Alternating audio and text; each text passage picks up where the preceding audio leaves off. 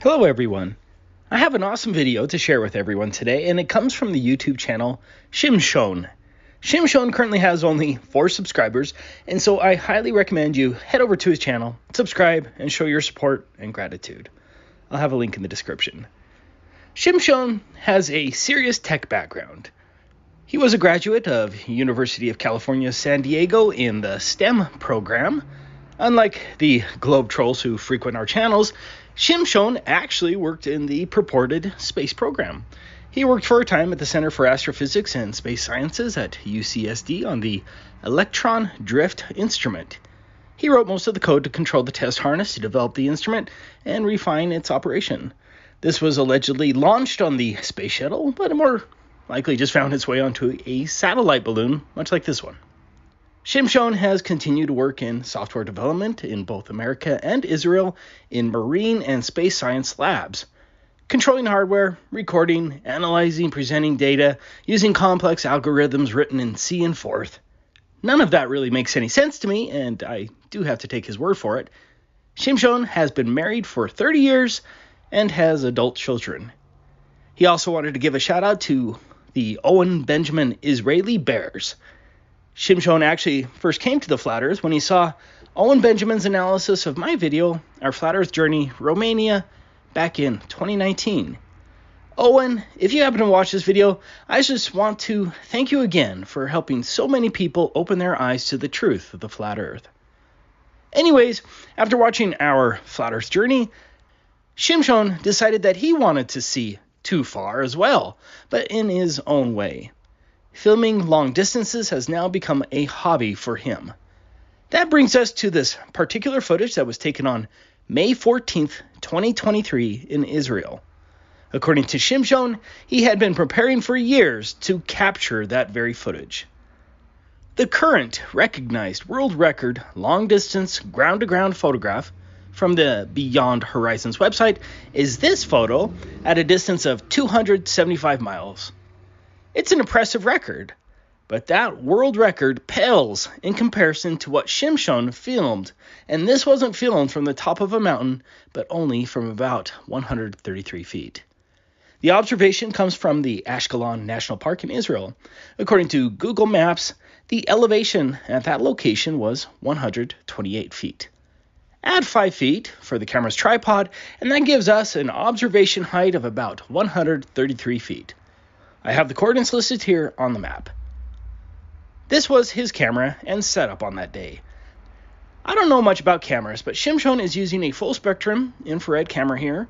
According to Shimshon, this is better than the Nikon P1000 for long distance viewing, and it cost him less than $600. I hope at least 100 of you go out and get this setup. I certainly need one of these. Here's his equipment list for those who are interested. Pause the video if you need to.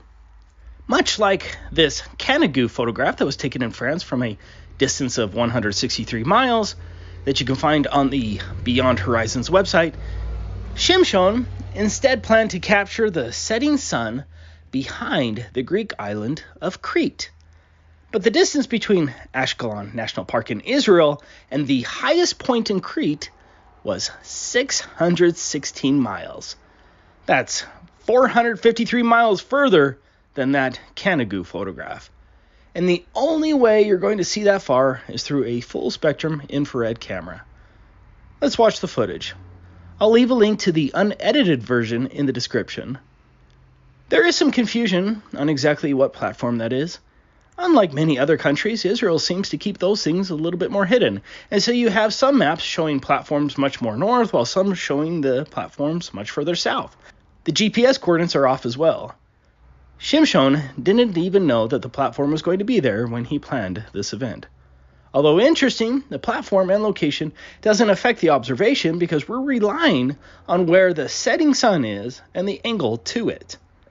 As you can see from this rough diagram, SunCalc placed the sun in direct line with Crete, but it gets better. So, how can we confidently say that Shimshon actually filmed Crete 616 miles away, and those aren't some distant clouds?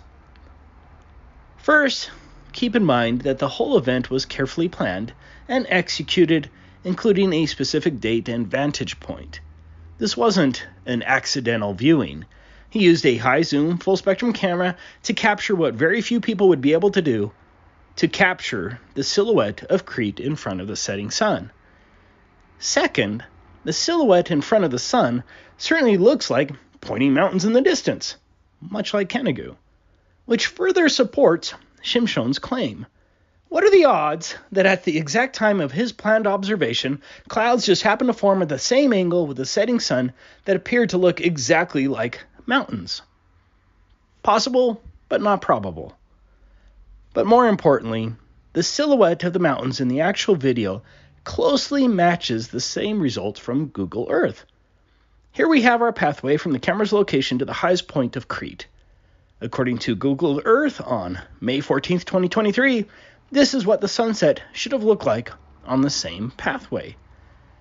Keep in mind that Google Earth adds a phony curvature drop, which distorts the view of the mountains. Regardless, compare Google Earth sunset with the actual video. I have them here on top of each other. The silhouette of the mountains in Shimshon's video appears very similar to what Crete should have looked like from that angle. And the sunset angles match as well. Those two facts strongly support the claim that Shimshon did indeed film Crete. Let's get to the coup de grace of the globe. At an observation height of 133 feet and a distance of 616 miles, we get a target hidden height of 240,197 feet, or 45.5 miles. Here are the calculations in metric. For some perspective, a height of 45.5 miles would be enough to hide 88 of the Burj Khalifas stacked on top of each other. The highest point on Crete is Mount Ida at 8,058 feet, or 1.5 miles. That means the tallest point on Crete should have been 39 miles below the geometric globe horizon. The top of those points should be 39 miles below the curvature from the vantage point of Israel. Of course, the hired globe propagandists aren't going to give up their livelihood and surrender to the flat earth truth, but come on. Shimshon's video evidence here destroys the globe for the honest and reasonable person. There is simply no way that Crete should have been visible 616 miles away at a mere observation height of 133 feet.